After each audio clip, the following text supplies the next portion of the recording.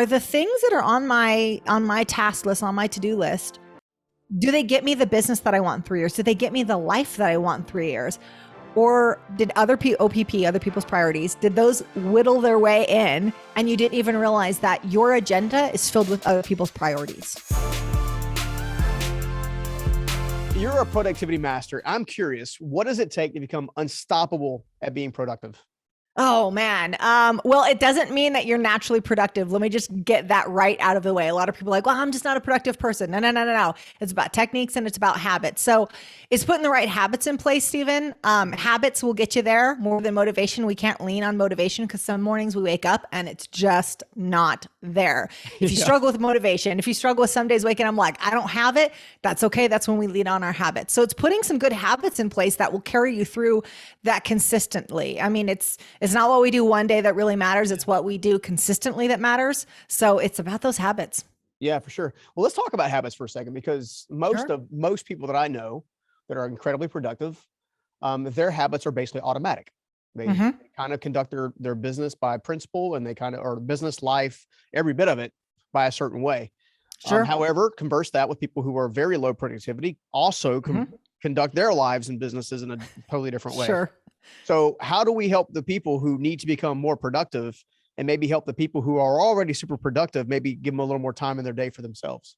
Yeah, great question. Great question. So there's a couple of things. One is that, so in the nature of what I do as a business advisor, a lot of people sit down with me, Stephen, and the first question is always, how do I get there faster? They want me to show them how to step on the gas, like just get me there faster. Yep. What they can't always answer the question is, where's there?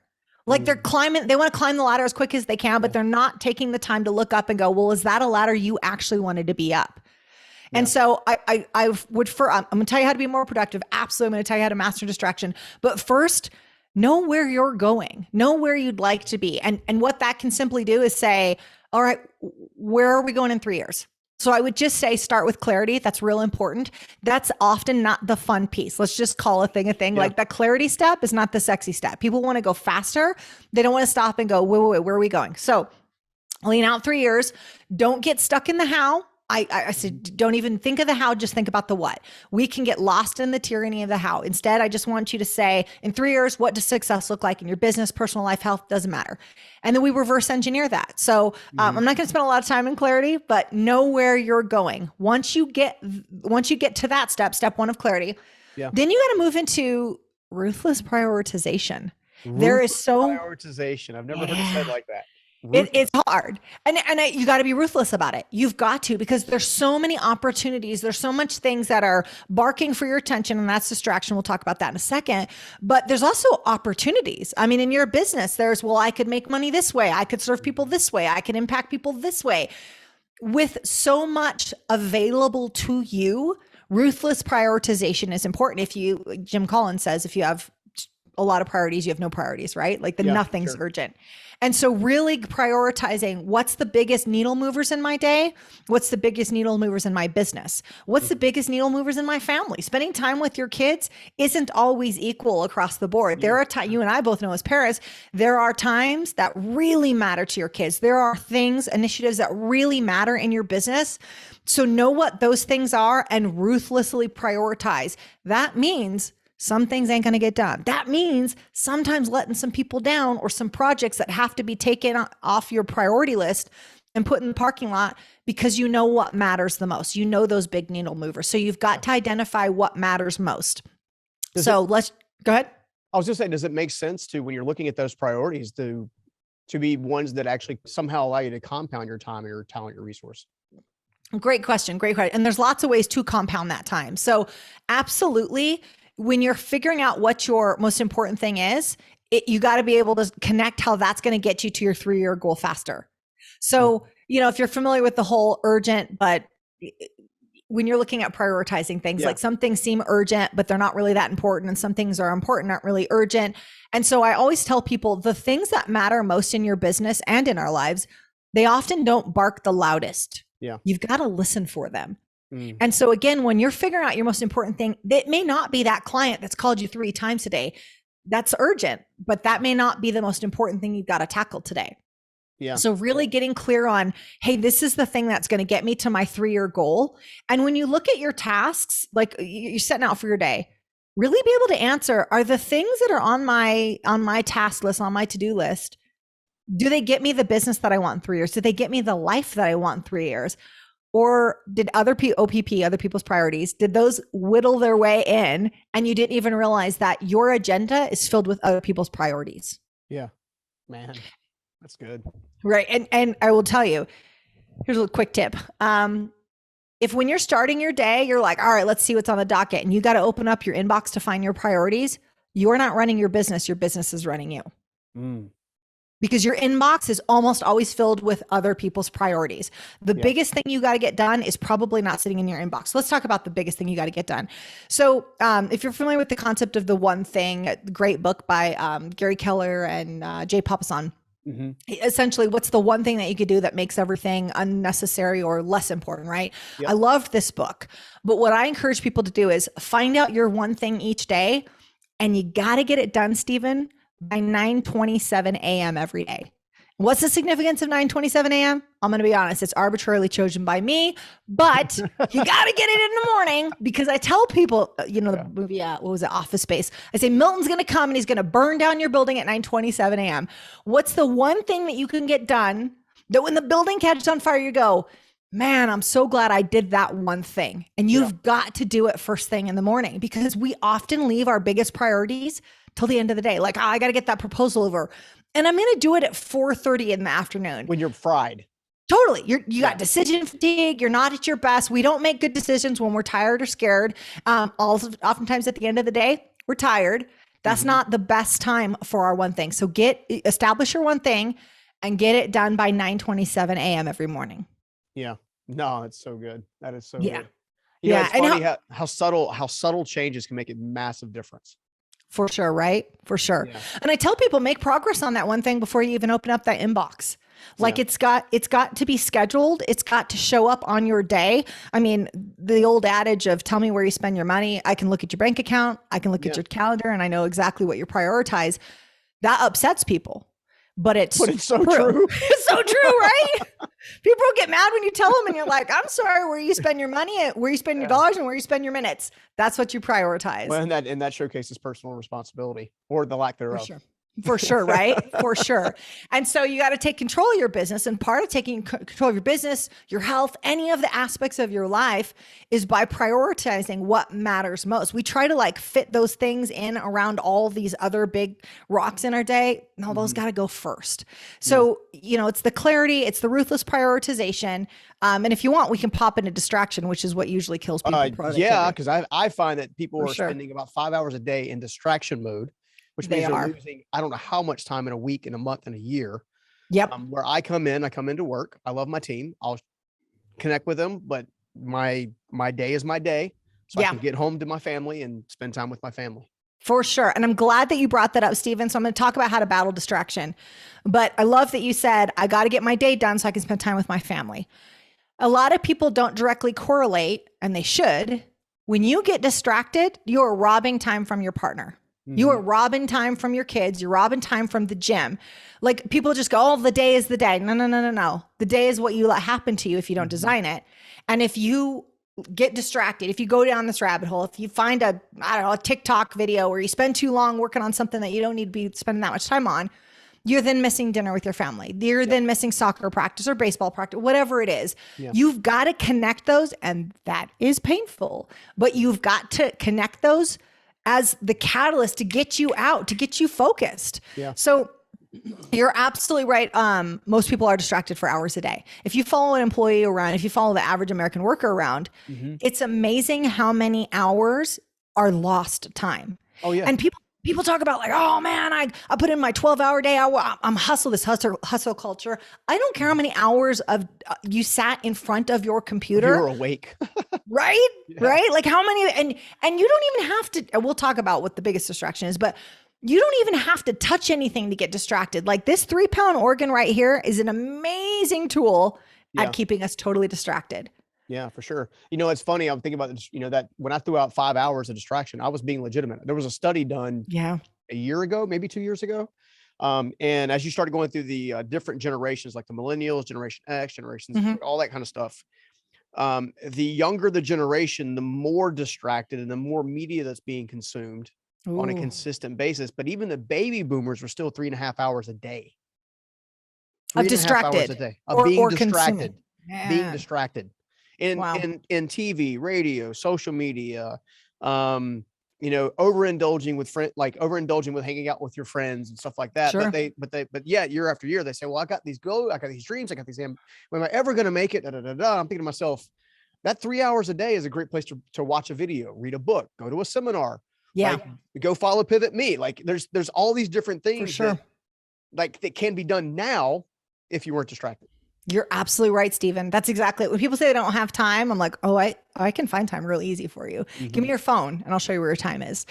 Because, Brandon Bouchard calls phones weapons of mass distraction, which I love. That is what's getting in the way of a lot of our productivity. So whether that's we're getting it through a phone, whether we're getting it through our computer, it's mostly our phone. But every time you touch your phone, I mean, there's been studies done about how quickly you get sucked into it. I mean, they're designed to suck you into it. And you don't, it's why when I have people set timers, I'm like, don't use your phone. If you can avoid it, don't use your phone. Because the second you touch your phone, there's a text message or there's a Slack message or there's something that is going to suck you back in. It's designed to suck you back in.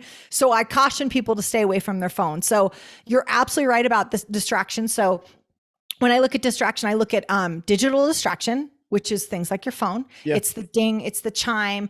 And let's talk about how to tackle that. So one of the easiest things that I can tell people do is if they're like, I got a big project and I'm struggling on getting it done. I need to get this proposal out or this contract out, or I'm writing a book. It doesn't matter what the task is, right? You got a big project that you need to be focused on. First, we're doing it at the beginning of our day, not at the end of our day.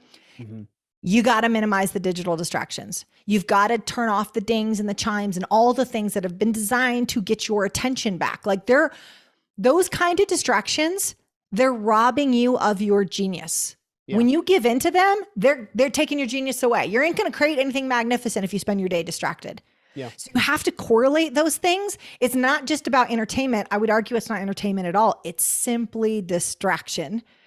And so say you're sitting down to write this proposal, you got to turn the phone off. You got to minimize Slack. You've got to put yourself as out of the office and time block that time. Now, that makes people uncomfortable when you say, well, I'm going to be offline. And they're like, well, what if my spouse needs me or something happens or this or that? You let people know when you've become available again. Like I'm going offline from 9 to 11. I time block from 9 to 11 to get my key, whatever it is. I don't care if it's 30 minutes. I'd love for it to be 90 minutes, but even if it's 30 minutes, people will give you the time if they know when they can get your attention back. So, I mean, it's amazing. You see how people sweat when you tell them to put their phone on airplane mode. They're like, no, I can't do it. So just let them know when you become available. And if everybody knows from 9 to 10 a.m., you're time blocking for an important project, they'll give you the time. So that's mastering digital distractions, right? But let's talk about internal distractions, right? I talked about this 3-pound organ, right? Your brain is a great tool. Everything's quiet. There's no chiming. There's no nothing. Maybe you got a YouTube video on that's like some relaxing study music. Oh, great. I'm going to be so productive. Nope. Your brain's like, I'm going to think about my dentist appointment. I'm going to wonder, did I answer that email? Did I hear back from Tracy yet? You're going to start thinking about all that stuff. Those are the internal distractions. And those are hard to battle too. Here's one of the ways that you can do it. If you're familiar with the Pomodoro technique, right? So it's setting a timer. They did it originally at 25 minutes. I find the sweet spot is between 15 and 20 minutes. You set a timer while you're working on a large project, and all you're doing is competing against the timer. Now, the very first time you do this, Stephen, it's amazing when the timer goes off, and I'd encourage you not to use your phone if you can avoid it. I use a YouTube timer on, so it's the first tab of my internet browser at any time. It's always my first tab is a timer. That timer goes off, you will almost always be off task. Almost always. Even if it's just 15 minutes, you may have sat down to get a proposal out. That timer goes off and you go, oh man, I was totally off task. I was up here. I was thinking about something else. I grabbed a sticky and I started writing about something else. That is how we manage our internal distractions and we create massive focus. It actually takes us a lot less time to get things done if we could cut out the distractions. So if you don't remember anything else from our conversation, remember this: when you're tackling an important project, turn off the digital distractions and set the timer for between 15 and 20 minutes. When that timer goes off, you just reset it. Just keep resetting it until that task is done. And that is how you combat distraction. You combat it by creating focus. Yeah. No, I love that. I think one of the benefits of having ADHD like I do is the ability to hyper focus, right? Get easily distracted with everything around you, but as soon as you get into hyper focus mode, you can go with it. Yep. And for me, one of the things I love about the Mac environment is this do not disturb button. Oh, right. Yeah. And how, and at least on all my devices, it's actually connected. So if I turn do not disturb on my phone on, it also does it on my computer, my iPad, etc. So I can then focus. And I don't find that people actually use some of the productivity tools that are out there that are even built into some of these crazy devices. Because even the people that built the crazy devices that want you to engage with those crazy devices on a regular basis and finally realize, they probably should get something done. So why don't we just go ahead and put this button here for them? For sure. And nobody's using the button. Use the button. Yeah. Well, use the button. And it's not, excuse me, it's not just because those options aren't available. They are. But let's call a thing, Stephen. It's addictive. Yeah. We don't want to be offline. We want to be dialed in. Yeah. We want to feel, it's a combination of FOMO, fear of missing out. Like, is there something going to happen? Whether that's a fun thing or whether it's oh my gosh, what if there's a need that I can't meet? Sometimes it's a significance thing. I'm important and people are going to need me. And I got guys in the field. What if they can't reach me? Well, people become really resourceful when you become unavailable. So we got to combat our ego a little bit on that too. And sometimes that's like the hidden thing behind it is like, ego or fear is often riding shotgun when we feel like we have to, when we're struggling going offline, ego and fear are often riding shotgun.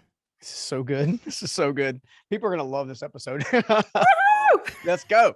Yeah, let's do it. Let's pivot a little bit, right? Use your word. Talk to me about the E3. Yes. So in the Pivot Me podcast and the Pivot Me Academy. So we asked the question, do you E3? And the idea behind that is here's our 3 E's. It's educate, elevate, and execute. So educate, it's a combination of educating yourself. And I don't necessarily mean formal education. I mean, are you reading books? Are you listening to podcasts like Steven's? This amazing podcast that both gives you actionable advice, inspiration. He's talking to people who've been through it and are laying out the roadmap. Are you dialing into that kind of education? But also educating others. Like, are you willing to share this information? Because it's not just for us to keep to ourselves. Yeah. Now, don't educate someone who doesn't want to be educated. Just be clear. Like, don't learn a technique and be like, I'm going to tell everybody because they all want to learn. Many people don't. And that's okay. Yeah. They got to walk their path. But if someone wants to learn from you, if someone wants to be educated by you, man, share that. So that's the educate piece.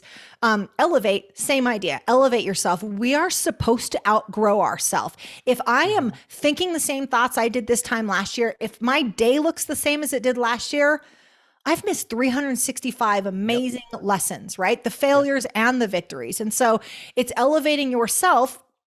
But again, that other piece, elevating others. Yeah. Like, as you go along, as you grow, the things attached to you grow. Am I elevating the people in my business? Am I elevating the people in my industry, in my family? Am I leading them? And am I just getting better, or am I helping elevate others? That's an important piece to that.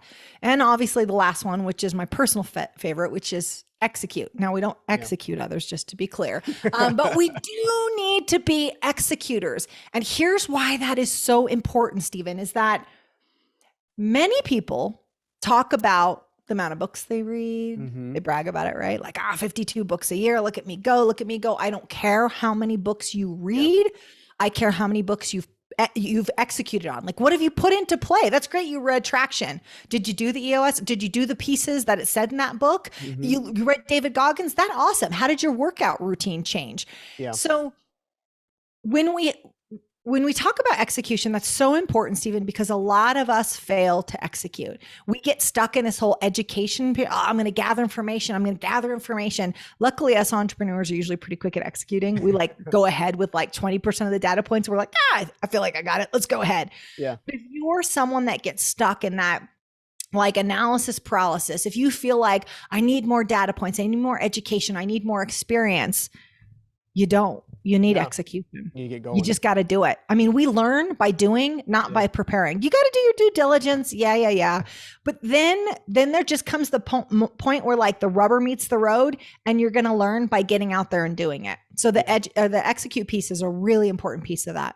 Yeah, for sure. I mean, I can think about just my own journey, and the reality is what little bit of success I've been able to achieve, physical success, whatever you call it, whatever, is directly tied to the fact that I was like, I'm going to try. I don't know if it's going to work. I'm going to try anyway. I mean, what I got to lose, like staying exactly where I'm at because I didn't try. I mean, to me, so what me was a non-starter, was a non-choice. However, I spent a lot of time in my own way in trying to put these things at play. Yes. Right. So my question is to you now, what have you learned, or techniques or strategies you've used to help people get out of their own freaking way? Yeah, that's the biggest thing you got to battle. So what you need is education is important. That's usually not what people are missing. Like, they're smart enough, they know enough to start. It's that we get in our own way. We are our biggest hurdles. We are our biggest problems. We are our biggest handicap. And so it's a great question. How do we stop people from self-sabotaging? How do we get people out of their own way? And there's a couple of ways, Stephen, but one is just, one thing that I do for clients is I dial into their language when they're talking about some kind of bottleneck in their business, when they're talking about, well, I couldn't do this because of this, or here's one that I hate. I hate labels. Oh, I hate labels. I'm a perfectionist. I'm an introvert. I hate those kind of labels, not because there's not some truth to it. If you're listening to this and you're introverted perfectionist, I'm sorry, but I'm gonna pick on you for a second. It's because when people use those sorts of labels, it is to justify a lack of behavior, a lack of execution. It's not because, well, I'm an introvert, so I'm really good at connecting with people on one-to-one. No, they're like, I'm an introvert, so public speaking isn't for me, or I couldn't go and do this. Yeah. That's just us getting in our own way. So mind your mind, like, pay attention to what you say about yourself and pay attention to what you're saying in here. Yeah. And so a big part of it is just getting people dialed into their inner narrative. Left to their own devices, like what our brain says to ourselves is not empowering. Like, your brain is designed to protect you. We know this, right? So it's going to say, watch out, there's this pitfall. Watch out, you could fail here. You're going to make a fool of yourself there. That's what your brain's constantly doing. And we know the story behind that. We know how our brains evolved, but you can choose different. You can train your brain so that you're not constantly looking for the pitfalls. You're aware of them, but you're also looking for all the opportunities to succeed. This is going to work out because of this. Man, I got a great team, so this is going to work out. So being aware of what you're saying to yourself, both aloud and to yourself, and changing that. And that can be changed through mantras or affirmations. It sounds woo-woo. It's amazing. It works like a freaking charm. That's big. Programming. It's programming. You're either being programmed by your environment, or you're choosing to program yourself. Absolutely. And you can change. I mean, you can change connections in your brain by working through this process. One of the podcasts I just did was on negative thoughts and how to change those.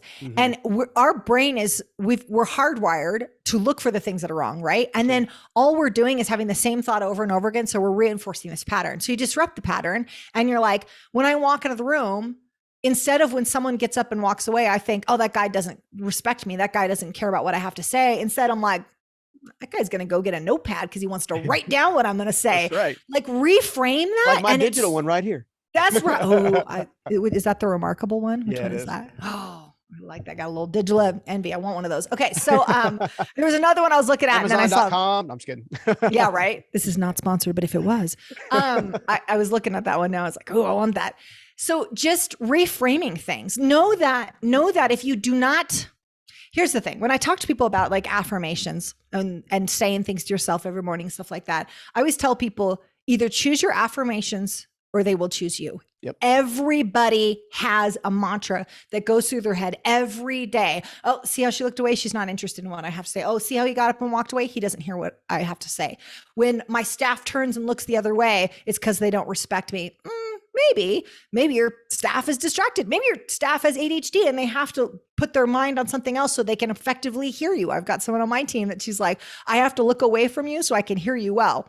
All right, glad I know that. So I could have understood that as she's multitasking. It's driving me nuts because I feel like she's not listening to me. No, she's multitasking so she can focus better on me. So pick your mantras, be aware of that. And when you say something, when you say, yeah, I feel like my revenue is capped out, I can't get to that next level. When you say, I'd like to be a speaker, but I'm just not that engaging, push on that. Don't trust your thoughts. They're wrong a lot. When you say that, ask yourself, is this true?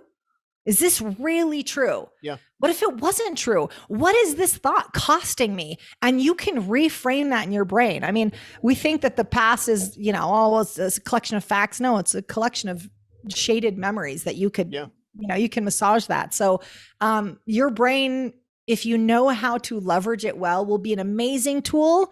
But if you don't do the work, it's going to handicap you. Yeah. Well, think about it. I just had this random thought on betrayal, right? So if you think about it, the greatest, we all get offended if somebody betrays us, a friend, a loved one, or something like that, whether it's a large scale, small scale, but yet we don't get offended when we betray ourselves. We give ourselves an out or an excuse or whatever. And one of the things I'm hearing you say is the greatest thing that's actually betraying you is actually you. Yes, totally. So why not like literally get into this to this intentional programming mode? And I think the word intentional is behind pretty much anything you actually want to see actually manifest into your life, right? You can't kumbaya your way into your dreams. Like you've got to put in the work. For sure. I love that. And one of the speeches I do is actually circumstances don't make the man, you do. You do by every decision you made about the circumstances. Because here's the thing. Unfortunate things happen, but you can have a set of twins go through the exact same situation. They have a father that, was abusive and is incarcerated, and one twin turns out exactly like him. And he says, of course, because look at my father. And the next twin turns out completely different. And he says, of course, look at my father. Same circumstances, but it's the decisions we make about those circumstances. We either become victims or victors. And again, I'm not dismissing that some awful things happen. I've definitely had some trials and tribulations in my life too, but I have to make a choice on whether this was going to make me stronger, whether this was going to give me grit or resilience, or if this was going to be the reason for me to play small. And I made that choice. Or any reason that you're choosing to focus on what's missing or what's lacking or what didn't work rather than shifting your focus into, okay, what's my approach? Yep, exactly. Where were our wins? Where did we gain ground? What did we learn? I mean, every experience, not all is lost. Like there were lessons to be learned. We can focus on the doors that shut, or we can focus on the lessons we got and how we're going to be that much better going through that next door. Yeah, for sure. Well, you also have this other thing that I think is really cool that I know increases performance, which is your Attaboy folder. Yes. Like what in the world? How'd you come up with the Attaboy folder? Well, I spent a long time in sales, Stephen. That's how I came up with the Attaboy folder. So I was in sales myself. I've trained salespeople all over the world in distribution and manufacturing and a lot of different places. And so the Attaboy folder is essentially a collection of successes you've had. And I'll be clear, they're successes to you. They don't need to be successes to anybody else. So it doesn't have to be the trophy moment of like top salesperson or Fortune, 50. It doesn't have to be something big like that. It's the thing that connects you to like, oh man, this is why I do it. This is where I won. And what it is, it's not necessarily a physical folder. It's usually a Attaboy folder on your, like in your inbox, just like a email folder. Or I also have people put them on their phone too, where you screenshot like a text message, an email, something like that. And they all go into your Attaboy folder. And it's this treasure trove of wins that you've had. Sometimes it connects you to your purpose. Sometimes it's just you winning. And at first when someone's on their A game, they're like, yeah, I don't need that, man. Like I know what I can do. There will come a time, I just had this conversation yesterday. There will come a time when you're going to hit a snag. There will come a time where everything starts to slip. Maybe everything completely falls apart. Rug is pulled out from underneath you.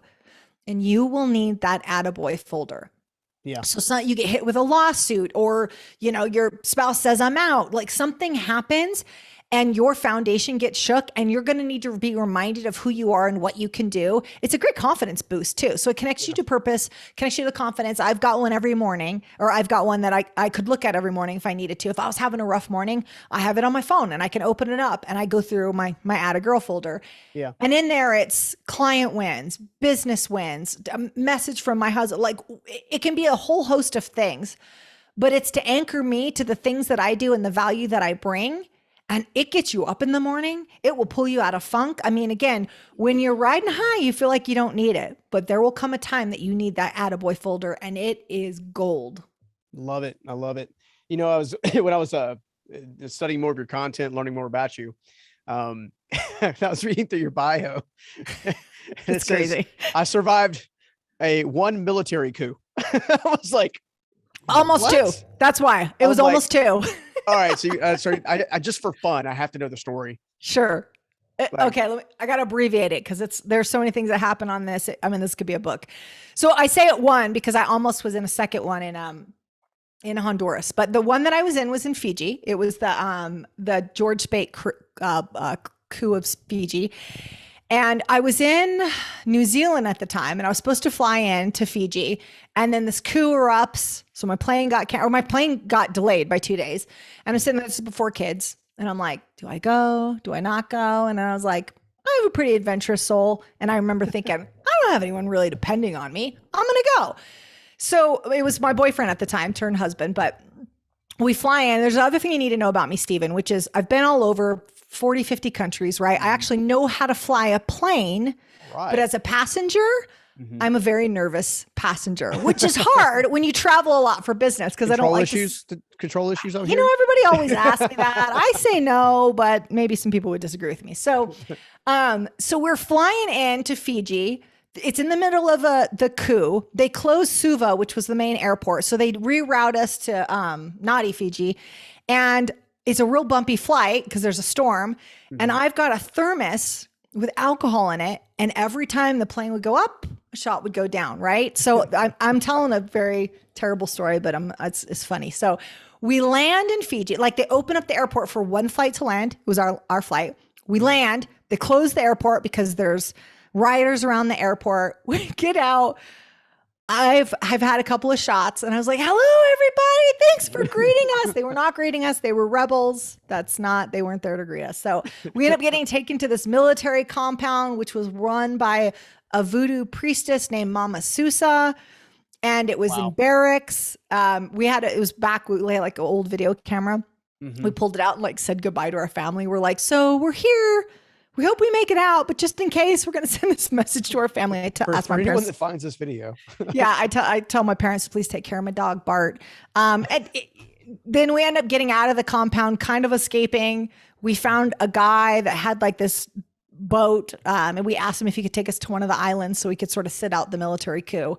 And we paid him $15 and dropped us off in this beautiful, beautiful island. And we tried to wait it out. Unfortunately, I got attacked by a wild dog while I was there. So I had to leave and get the rabies series too. So goodness gracious, it was quite an experience. So, and I say one coup because I do humanitarian work and we ended up almost being in a second one in Honduras. And I'm like, I've done this before. Let's go ahead and get out. I'm out. I'm out. Peace, guys. Good luck to you. I wish you guys the best. I'm going to, absolutely step over here.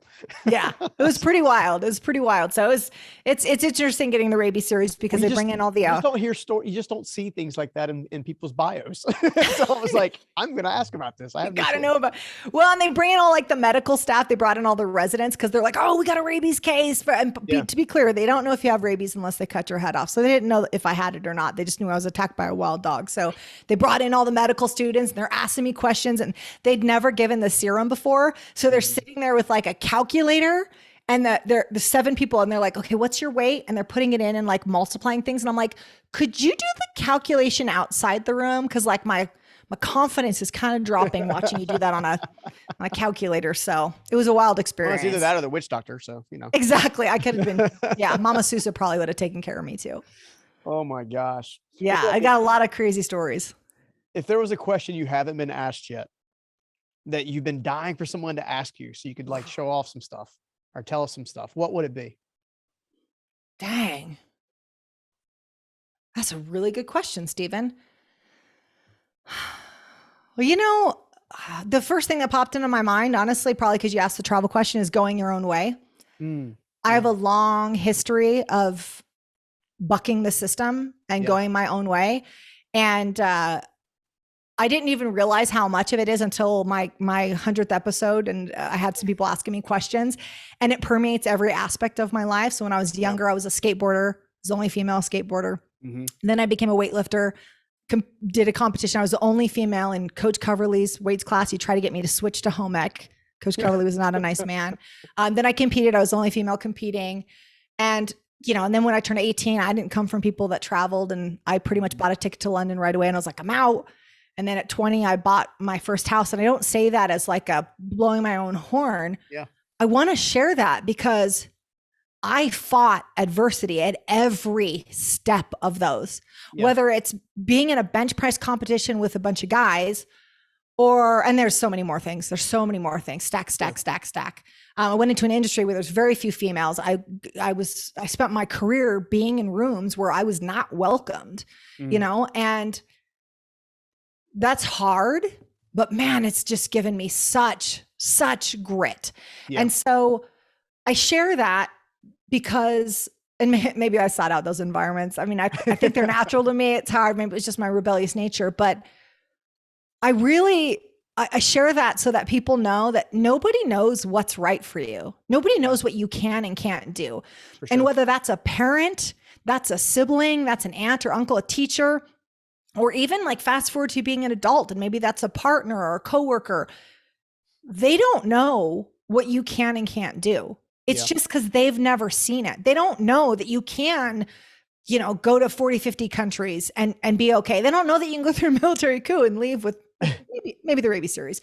But like, I was doing things that nobody else I knew. I did not come from people that did these kinds of things. Yeah. And they constantly gave me 100 reasons why what I was going to do wasn't going to work out. And I'm first generation entrepreneur as well. It was like, no, that doesn't work. You know how many businesses fail? If there's something that's really like in you, don't let anyone take that away from you. And don't even give them airtime when they've got their laundry list of all the reasons it won't work. That list is about them, either their own restrictions or their fear of what this change will do for you. And will there still be space in your new life for the old them? And there's ways we can handle that and love on our people that, hey, they're still gonna, I'm still me and there's still space. But we got to follow the things that are in our heart, and you can't let anyone take that away from you. Yeah. That's probably why you and I resonate so well. Cause you and I have had not the same adversities, but an uphill fight all the same.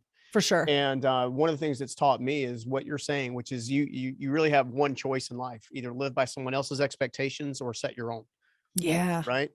Totally right. I remember when I first started my first business, when you and I were talking about a little bit off air, this is 20 years ago, literally 20 years ago, 23 years ago. My father, in the moment in which I'm essentially choosing to start the business, tries to talk me out of it. And then about 3 years later, maybe 4 years later, he comes to me. I'm starting to have some level of success, meaning my business is now profitable, and I'm now able to do a couple of different things, not to necessarily where I'm at today, but, I was able to have some affordabilities that he never really lived. Right. So as we're kind of talking through it, he goes, I always knew you could do it. And I was like, huh? But you try to talk. He goes, I realized that I was scared that you would have the same result that I had. And then he goes, I'm not realizing you're completely different. Like you're a piece of me, but you're not me. Right. Wow. That kind of thing. So I thought that was really profound. And I feel like entrepreneurs need to hear that from time to time, because being an entrepreneur, as can be lonely at times. Sure. Right. Skyrocket success sometimes. And then it's like, I guess I was a fraud. I guess I was a fake. I mean, everything's falling apart. What am I going to do? I don't know, like all this kind of stuff. Right. Yep. That is the life of the entrepreneur, but the entrepreneur obviously also creates something out of nothing every time. Right. They're the innovators, they're creators and stuff like that. So sure. That was such a good lesson. You're like, why couldn't you told me that before, man? Like I had all the negative stuff in my head. I needed it though. I needed to use that fire. That was fire for me. It's like, watch me. Yeah. I don't have it figured out. I don't have I didn't know anything about business whatsoever, other than the fact I knew how to swing a hammer at the time. Sure. Right. And then I knew how to shake hands. So. Exactly. Which is important. I think part of the problem is, Stephen, is when someone airs their concerns and they mirror our own fears. Ooh. That's when it gets real dangerous. So I said the real problem here is when someone airs their concerns and they mirror our fears.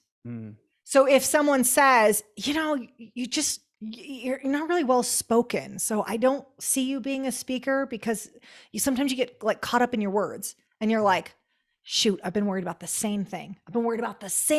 Or probably right. I'm becoming a real estate investor and I've been worried that it's not going to work out because I knew someone who once was and they failed. There's a book, Untamed, I love, but in there I'm going to probably paraphrase it, but she says, essentially nothing is as disarming as the quiet concern of a loved one. Mm-hmm. And I was like, oh, she's so right. Cause that, the just, are you sure this is right? I'm just worried about, you know how you just get so into things and then they don't work out and you get so disappointed. It's when they mirror the thing that's inside of our head that we're like, that's it, I'm out. Yep. They're right. They know me. They know me better. No, then, and we're reinventing. If you're doing the work, you're reinventing yourself. They may know an older version of you. Like, yeah, I used to get tongue tied. Now I don't. I used to do this. Now I don't. Mm-hmm. So that's where we got to be really careful. And you got to be careful who speaks into your dreams. Now, we were doing something new, whether it's starting a business. I mean, I started my business. I didn't talk to people about it because I knew I tell people a new idea, new business is like a fragile little egg. And the worst thing you can do is like put it in your hand and go, what do you think of my egg? Someone's going to go, that's what I think of your egg.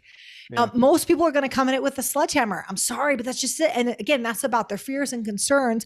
But when something's new, it's just getting born. It's so fragile. Be very careful who you show that to. Yeah. Cause it can't defend itself yet. Nope. So you go to people who've done the things you've done, the people that are innovators, the people that are thinking outside the box. And then you can kind of pressure test your ideas with them or your business, but don't do it with your neighbor that you have a beer with every Tuesday night when he's like, that's not going to work. Let me tell you why. I had an uncle and I had this and I had that.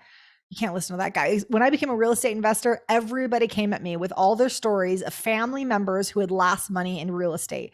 Mm-hmm. I heard that story for years. The whole time while I'm buying houses, I couldn't even buy a beer and I'm buying houses and I could, but I couldn't legally buy a beer. But like, and I'm out there doing all this stuff at 20 while I've got, a 50-year-old sitting me down, trying to talk some truth tea into me, tell me how it's not going to work. And I was out there doing it. So they don't get to have airtime. They don't get a ticket. They don't get a seat at the table. Yeah. Well, I think it comes down to, do you really want it? And are you willing to do and or learn whatever it takes to get you there? Yeah. Right. My life was transformed by, one or two mentors strategically at specific moments that said, okay, well, maybe I can do this. Yeah. I know I don't have it all figured out and I know it's going to take time. Sure. And sure, I'm like every other entrepreneur. I want to get there faster, but the reality is it takes the time that it takes.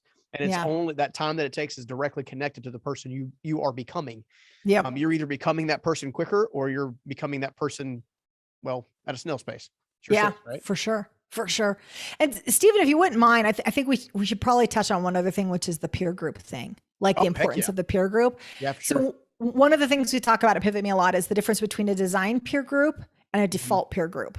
And if you're getting somewhere, like if you're changing your status, you're leveling up your business, you're leveling up your life, even your fitness, you got to take a hard look at your peer group. So first, let me just define what a default peer group is. So most of us are operating off of our default peer group. Those are people that you live next to. Those are people that you work with, maybe that friends from high school or college, your kids' parents, friends' parents. That's your default peer group. Most of us spend all our time with our default peer group. Your default peer group, not going to get you there. Yeah. Like if you get ahead, it's going to be despite them, not because of them. And to be clear, I'm not saying you're better than them. I'm not saying that you write them all off. There's a way that you do it, but you've got to incorporate a designed peer group. So if you're trying to start a business or try to start a different business, have someone that's done that in your peer group. If you're trying to run a marathon, don't do it and not know a single other runner. Yeah. You have to go out and bring in the people into your life that represent your goals, because not only do they give you the path, like you understand what it takes, but they also normalize success in the thing that you're going after. When I became a real estate investor, I didn't know a single other real estate investor. I went about it so backwards. It was so much harder because I didn't know anybody that did that. I also had blue hair and was 20, so maybe that was part of it. But I didn't know any other real estate investors. And so it normalizes the success and the thing that you want to. So if you're saying, man, I can't do the 75 hard challenge, I got 2 little kids at home. You can't use that as an excuse if every Wednesday you go to lunch with a couple of parents that also do the 75 hard challenge. So whatever you're about to get after, whether it's relationship goals, fitness goals, it doesn't matter. Make sure that you have brought someone into your peer group that represents that next level for you. That's key. This has been so good. I knew it would be. I just knew it. Just wind you up and let you go. Exactly. We need to do this more often for sure. Of course. Steven. Yeah. We're cut from the same cloth, no doubt. For sure. One final question. Okay. Because we're on the subject of kind of really the mind. You talk about this term called mental real estate. Yeah. And then kind of, basically choosing your properties, so to speak. Yep. Break that down for us for 1 second. Cause I think we're all over top of this mindset thing. And I think people need to make a big shift. Absolutely. So what I call mental real estate is sort of the thing that's occupying your brain power, if you will. So a lot of times people will think about, well, I did do this or I didn't do this, but they don't stop to think about, well, what are you spending your days thinking about? And we can have something occupy so much mental real estate in our mind that it's hard to go out and do something significant when you got some kind of crappy thought that's occupying all your mental real estate. So, and sometimes it's, well, what's this person going to think? Or we're thinking about a past business failure. There was a guy that I was working with. He owned an appraisal business. And when we looked ahead at the thing he wanted to do, he had so much mental real estate dedicated to the past business failure he had. Like all of his, boardwalk properties was this past business failure. And I was like, you got to evict that. There are people that need to be evicted. There are past experiences, failures. You learn the lesson, but the quickest you can move on and fill your mental real estate with the right things, it's huge. And if you think about it like real estate, like I'm going to choose what gets to live here and here and here. Again, that's not all by chance. Like we don't have to just let our brain run wild. It's like, man, I have this thought in my head. Replace it with something else. Yeah. Like put your attention towards what's ahead or your gap, your gains, your strengths, those sorts of things. Don't be thinking about a past business failure. So it really comes back again, Stephen, to mind your mind. Like you need to think about what you're thinking about. And that's a common phrase, right? Like really be aware of where you're spending your time up here. That's going to indicate where you're headed. Like we can be going around these habits and doing the right things, but if up here's full of head trash, it's really hard to get ahead and it's really hard to enjoy the process because even when we do get ahead, if we got the wrong things up there, it's not fulfilling. And the worst thing we can do is be a miserable high performer. Right? There's a lot. There's a lot of them. Sure. Oh my gosh. Well, I think that's, I think it's part of the journey. I think that's when you actually discover that, your earning or your impact or whatever, there's no such thing as a limit to it, but there's also the more you chase that in and of itself, the emptier you become. Yes. But when you're able to chase, impact, income, legacy, time with your family, like it seems like that's when the world starts to kind of just make sense. Yes. You spend more time in what I refer to as the happy zone. Like you're legitimately happy because you're fulfilled. Yeah, absolutely. Right? And I'll tell you what gets people unfulfilled is that they're constantly looking at what's missing, not what's there. And so that's a gratitude piece, but it's also, there's a great book out recently, The Gap and the Gain by, it's so good. So good. Dan Sullivan and Dr. Benjamin Hardy, love their work. But I love this concept of always measure backwards. We always stand where we are and we're like, all right, let's look ahead. Let's see how far we have to go. Well, us high performers, what do? The second we even get close to the goalpost, we push it out, right? Yeah. And what happens is there's no celebration, there's no excitement, there's no feeling of fulfillment or success. If we were to stop for 1 second and turn around and look behind us, man, there's stuff in your rearview mirror that's on somebody else's bucket list. Yeah. And if you would stop and appreciate that, you'd start to feel more fulfillment. You'd start to appreciate the house that you're in now versus the house that you were in 10 years ago, the family that you've built now, the business that you build now. Like you start to appreciate it when you think about your gains versus just looking at your gaps, because we wake up and we usually wake up and we're like, all right, what do we still need to do today? Instead of going, man, look at all the wins of today. Look at what we've already done. And so it's a bit of a deviation from just straight gratitude. But if you appreciate the progress and the impact you're making, man, those things are directly tied to fulfillment. This is so good. So good. I know we got to wrap it up, but man, I'm telling you what, we're definitely doing this again. This was too much fun. Absolutely. Oh, I'm so glad. I love the work that you're doing, man. I'm so glad that I could show up and spend some time with you today. Yeah, absolutely. Well, let's tell everybody where they can find out more about you specifically and what everything you're working on.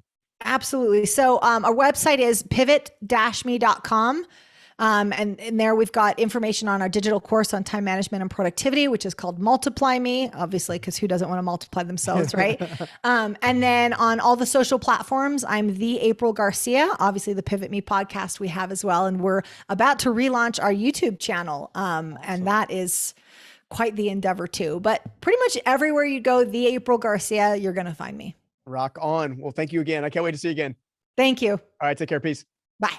If you love that interview, go ahead and check out this next one right here. Too many times people value the education or even the school that you go to think that that's going to make them successful. It's not true. I mean, you and I both know Ivy League people who are as broke as hell.